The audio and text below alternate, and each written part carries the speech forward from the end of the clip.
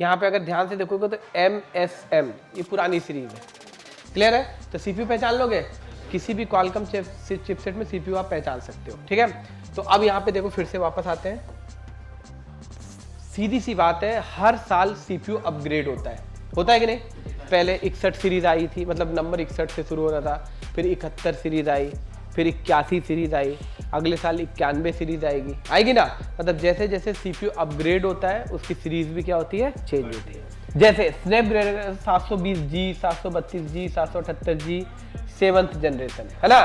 तो इसका मतलब ये हुआ कि जब भी CPU के ऊपर नंबर देखोगे, किसके ऊपर, तो देखो लिखा होगा SM7125, ये 5G CPU है।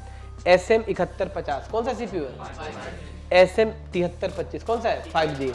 SM7450 क्या है? तो ये कौन सी जनरेशन है? 7th generation. समझ में आ रहा है? तो ये याद करते हैं हम टेक्नीशियन, CPU देख के बता देते हैं 4G है कि 5G।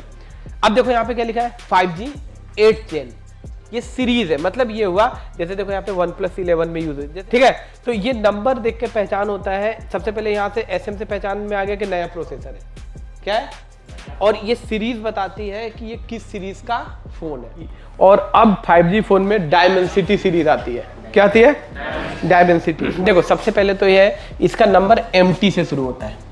किससे शुरू होता है? MT। तो जितने भी डायमेंसिटी सीरीज होंगी यहाँ पे आप देख सकते हो 700 से स्टार्ट होगी, 9200 सीरीज है। इसके नंबर्स आपको मैंने लास्ट वाली लिख दिए हैं, 6985 तक है। ठीक है, तो इसका मतलब ये हुआ कि किसी भी CPU को पहचानना हो तो साइज में क्या होगा, बड़ा, उसके कोड्स इसमें लिखे हैं, कहाँ से स्टार्ट होगा, और नंबर से भी उसकी जनरेशन का पता चलता है।